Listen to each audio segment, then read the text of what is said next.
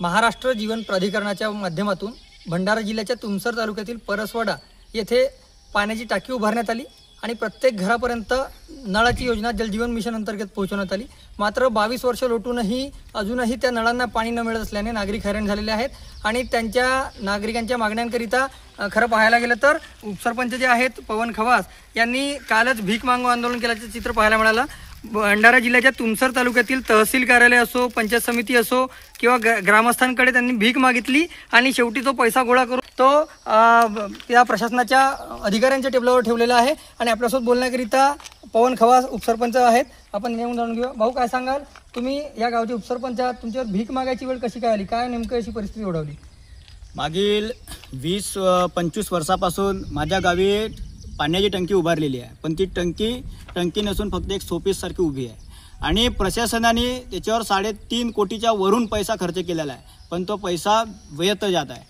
आणि जेव्हापासून गुलाबराव पाटील पाणी पुरवठा मंत्री झाले तेव्हापासून मी गुलाबराव पाटील यांना त्यांच्या थेट मंत्रालयामध्ये जाऊन त्यांच्या कार्यालयात जाऊन त्यांना निवेदन दिला होता, पण त्या निवेदनाच्या माध्यमातून मागील 2024-25 या काळामध्ये जलजीवन मिशनच्या अंतर्गत माझ्या गावाला योजना मंजूर झाली आणि प्रत्येकाच्या घराघरामध्ये नळ गेले, पण त्या नळ्याला अद्यापही पाणी नाही। आणि आंदोलन केले, मोर्चे केले, त्याच्यानंतर कुठेतरी माझ्या गावाला 10-15 दिवस पाणी मिळाला।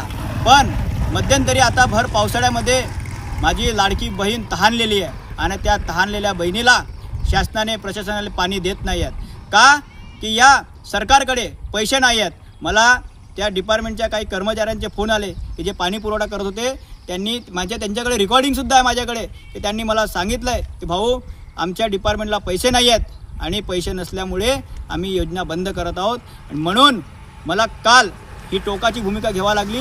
प्रत्येक अधिकाऱ्यापर्यंत तहसील कार्यालयापासून तर पंचायत समिती आणि आमदार कार्यालयापर्यंत मी गेला आणि भीक मागितला आणि भिकेली झालेले जेवढे पैसे गोळा झाले ते पैसे मी त्या महाराष्ट्र जीवन प्राधिकरण त्या डिपार्टमेंटच्या त्या अधिकाऱ्यांना सुखरूपपणे दिला की तुम्ही हे भिकाचे पैसे घ्या, पण माझ्या गावाला माझ्या खऱ्या लाडक्या बहिणीला पाणी तुम्ही द्या, हीच माझी इच्छा आहे। पण प्रशासन एकीकडे लाडकी बहिणीनं वावा करून राहिले, पण माझ्या गावातली खरी लाडकी बहीण ही पाण्याने तहानलेली आहे आणि त्याला पाणी द्या, हीच माझी प्रशासनाला विनंती आहे। तर नक्कीच खरं पाहायला गेलं तर ज्या प्रकारे ग्रामस्थांना पाणी मिळत नाही, भर पावसातही त्यांना पाण्यापासून वंचित राहावं लागतं, त्यामुळे आता लाडल्या बहिणींनी तरी जगावं कसा, असा प्रश्न पवन खवास यांनी उपस्थित केलेला आहे।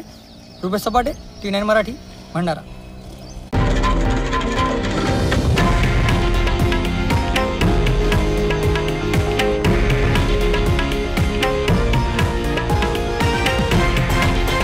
हे आहे देशातील नंबर 1 न्यूज नेटवर्क आणि आपण पाहत आहात TV9 मराठी, एकमेव।